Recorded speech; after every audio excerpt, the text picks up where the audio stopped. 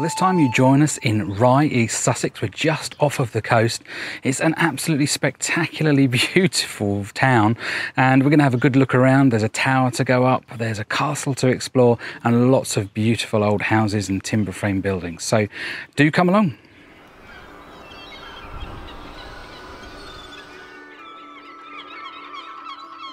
Rye is an ancient medieval port on the southern coast of England, although you wouldn't think so today, as it's 2 miles away from the sea, separated by a marsh. We'll start our walkabout from the station. You can get trains from London St Pancras with a quick change at Ashford International in 1 hour and 10 minutes, so it's a very accessible day trip from the capital and just a few minutes from the enchanting cobbled hilly streets. A few steps from the station is Cinque Ports Street. You'll see lots of references to this name around town. Rye was one of a number of towns that defended the southern coast from aggressors in the Middle Ages, and as a thanks in 1336 it was made a cinque port, which meant it had special privileges, including exemption from tax in return for maintaining the defences, a scheme Edward the Confessor had introduced in the 11th century. The road merges with Tower Street. This is the old waterworks, now a trendy micropub that apparently does great Scotch eggs, pork pies, and of course a nice ale or cider to wash it down with. I wish it had been open at 9 AM. It's very quaint.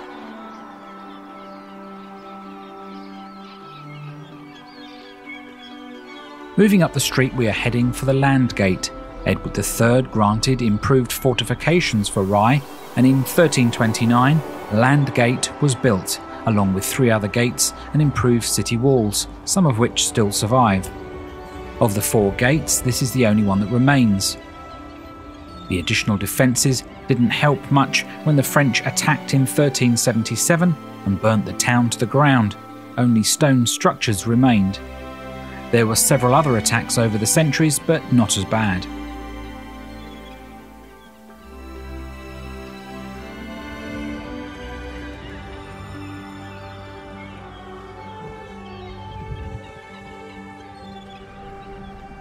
The road we are walking along now, Ecliffe, formed part of the city walls, I believe. You can see as we're climbing up the wonderful views across the marsh and out to sea, though it's a bit hazy today.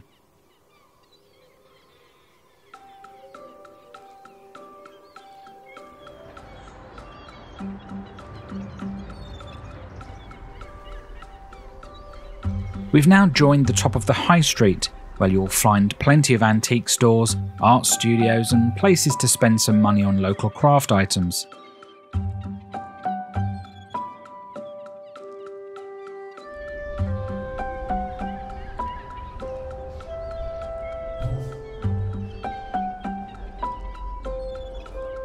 This house was once the home to novelist Radcliffe Hall.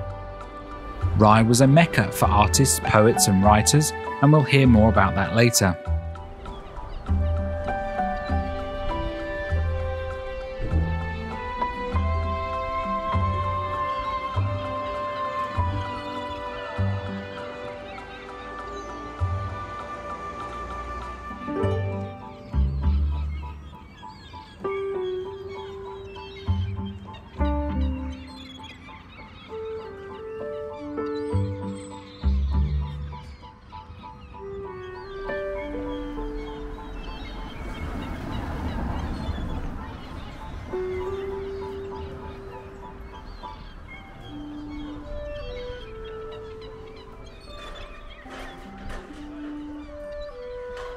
This building was Rye Grammar School, now an old record shop. Built in 1638 by Thomas Peacock, upon his death he left it to the town as a boys' school, and it was in use until 1908 when a new school was opened.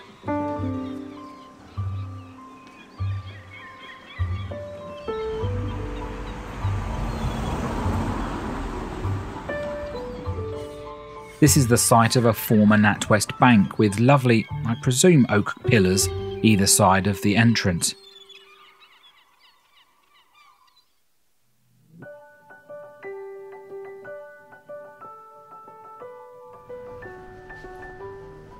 We are now heading up West Street, which leads on to Mermaid Street, probably the most photographed in the town, but we'll see that a bit later.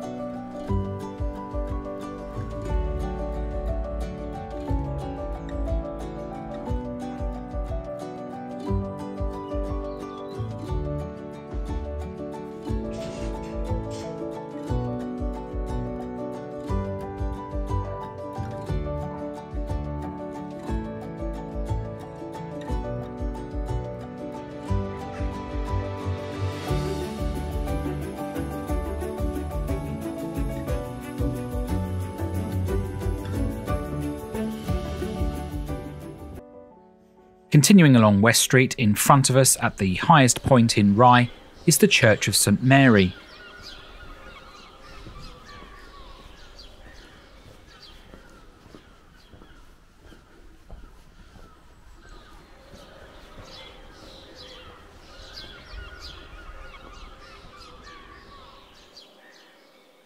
For 900 years, this church has been the focal point of the town. It was badly damaged in the 1377 French attacks, when the town was looted and burnt. Even the bells were stolen.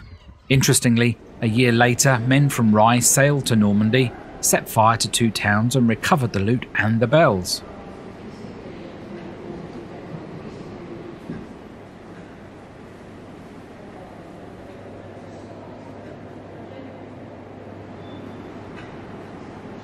Something really fun to do is climb the church tower for a small fee. The views are not to be missed. You will pass through a narrow corridor before arriving in a room and being able to see the clock mechanism, which dates from 1561, making it one of the oldest still working in the country.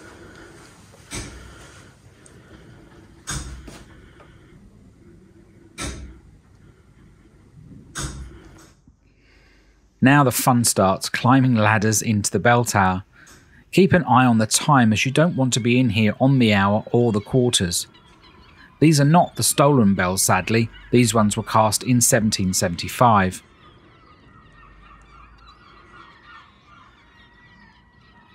On top of the tower, the views are panoramic and the best in town.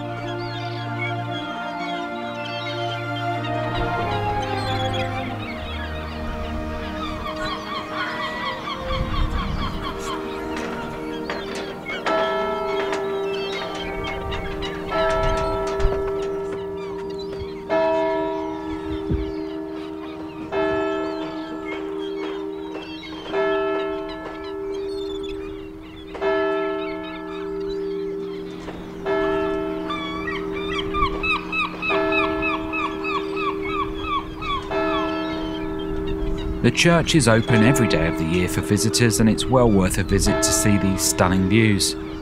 Down below is Ypres Tower, and we'll be making our way there next.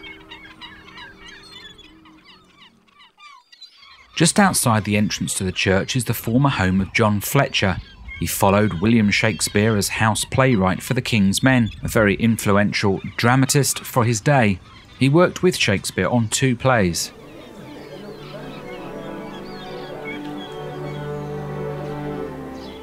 The grounds around the church are really lovely and worth taking your time to explore. The properties surrounding it are very cute and peaceful, with many timber-framed examples.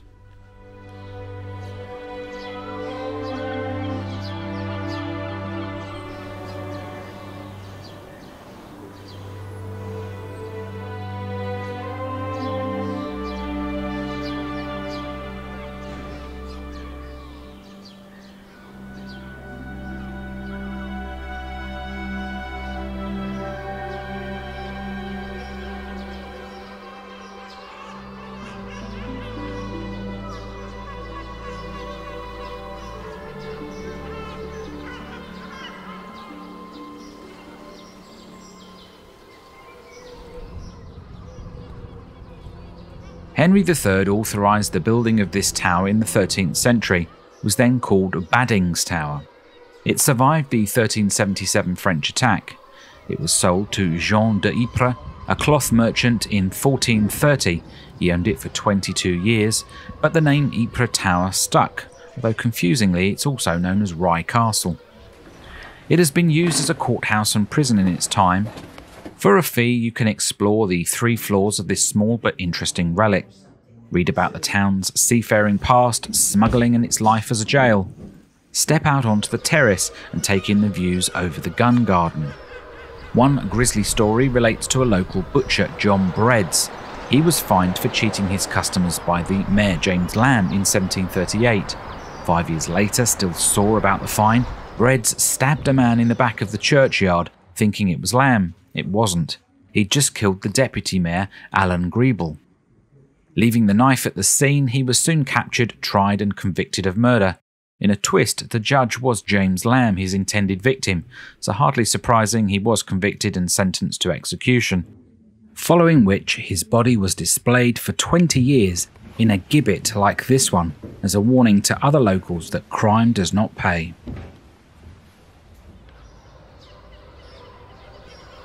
In the grounds of the tower is a medieval herb garden, and at the far end is the Women's Tower, added following prison reforms passed thanks to the lobbying of Elizabeth Fry in 1837.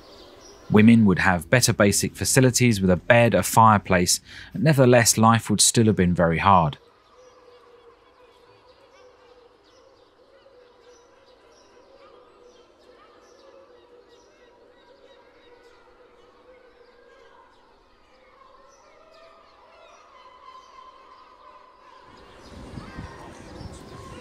The gun garden has a collection of cannons overlooking Romney Marsh and out to sea. Rye acquired its first cannon in 1457 to defend the harbour and town. Adjacent to the tower is what appears to be a very nice pub when it's open, with lovely outdoor seating. It's called the Ypres Castle.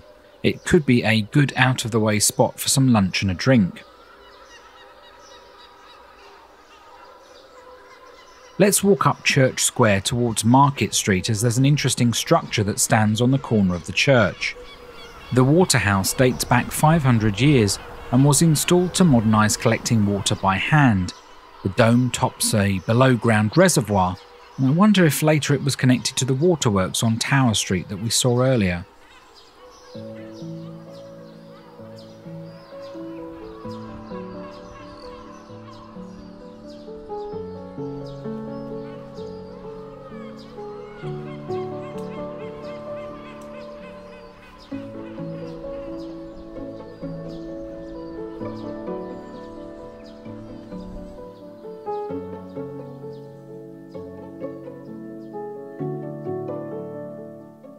Market Street merges at either end with Lion Street and East Street. Paul Nash, the surrealist and war artist, lived in this house on the corner of East Street.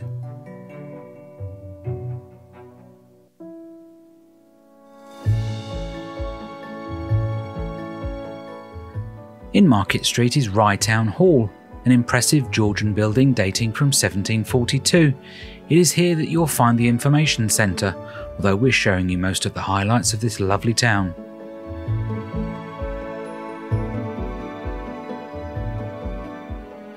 This is not my pie shop, but the food does look very enticing.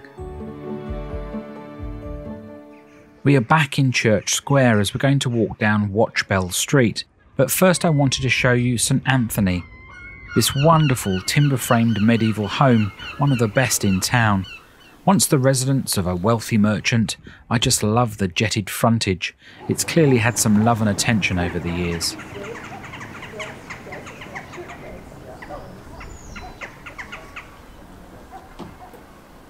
And right across the road is the old stone house, now a B&B, once occupied by the Friars of Sac, built in 1263.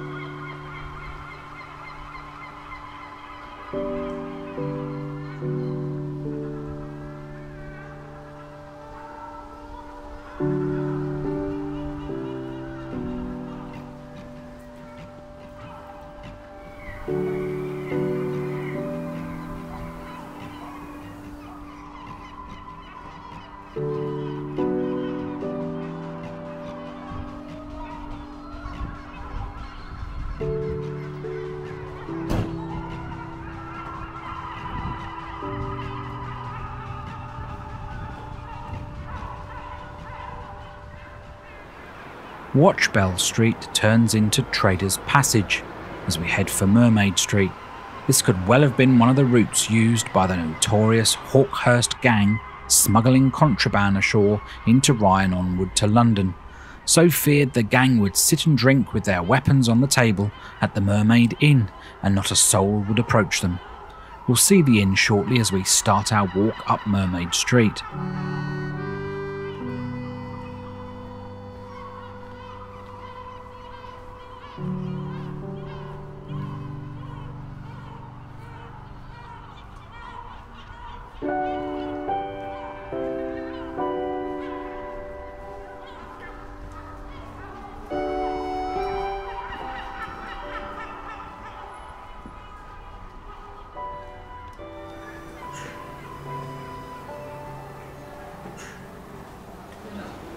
This is probably one of the most photographed and well-known streets in Rye, but sadly a damaged sewer is going to spoil our views today as we climb the cobbles.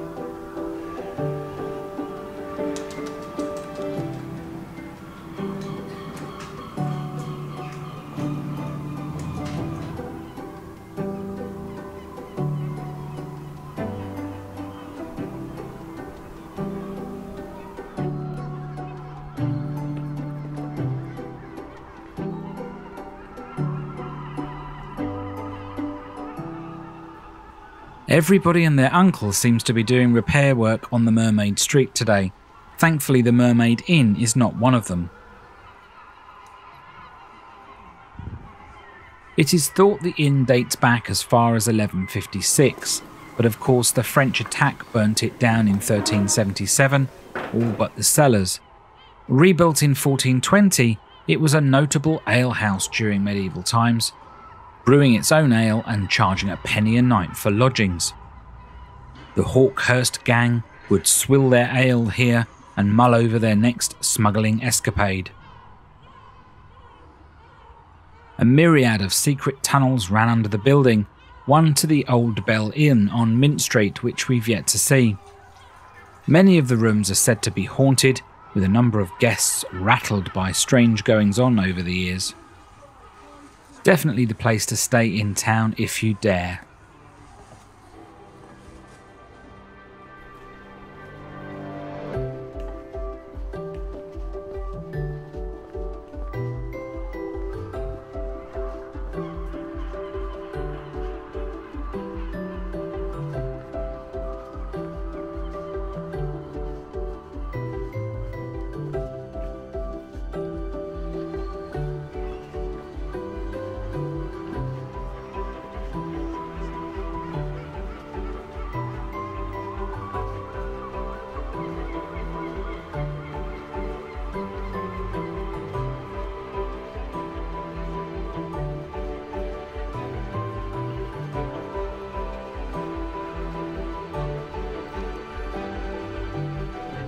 At the bottom of Mermaid Street is Strand Quay, with an eclectic mix of craft and antique shops along with food outlets.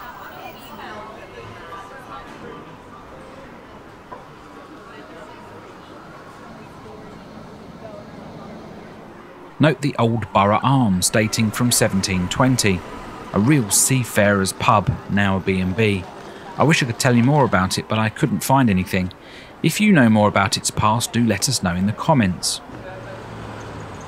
Whilst we're at the quay, let's stretch our legs along the River Brede, which links up to the River Rother and takes us out to sea at Camber Sands. Plenty of people like to grab a bag of fish and chips and come down here to eat them.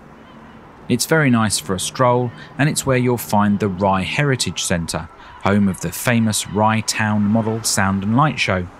You can also play the vintage penny arcade machines. Sadly, it was not open on the day we visited.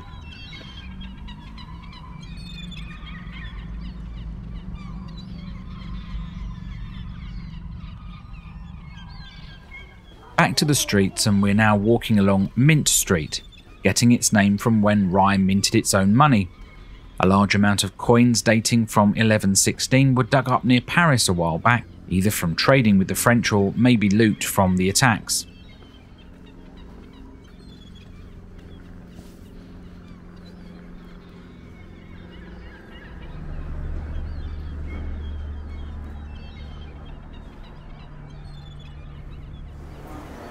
This is just the most charming Tudor house as we pass round the bend on Mint Street.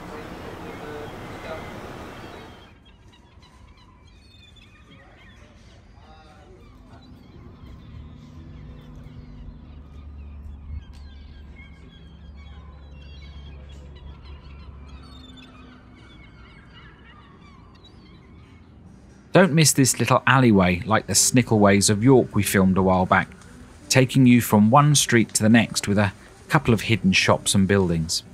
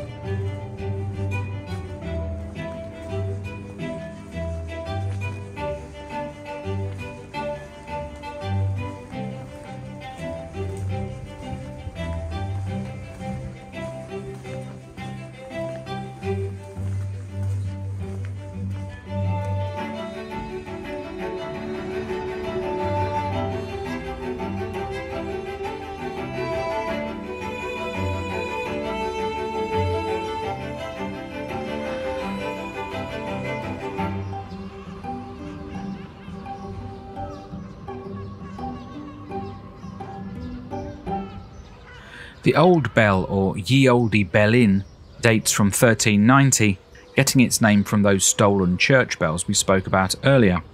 Also linked to the Mermaid Inn, you can see the back of here, via the secret tunnels for the Hawkhurst gang to move goods in the 1730s and 40s, a revolving cupboard apparently allowing them to make quick getaways.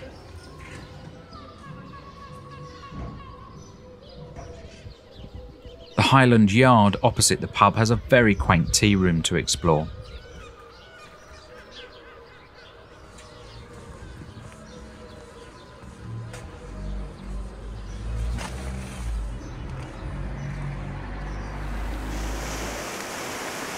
You cannot come to Rye and not visit the beach.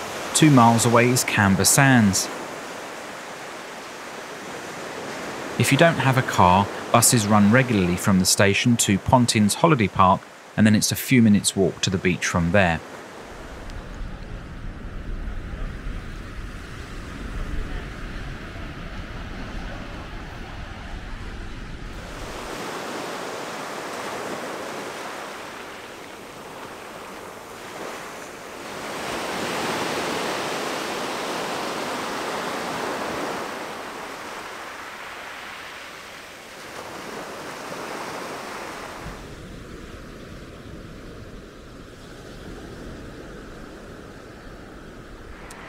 Well, that's it from Camber Sands and of course our visit to Rye today. It's been absolutely fabulous. What a beautiful town it is. Hope you get to visit it sometime.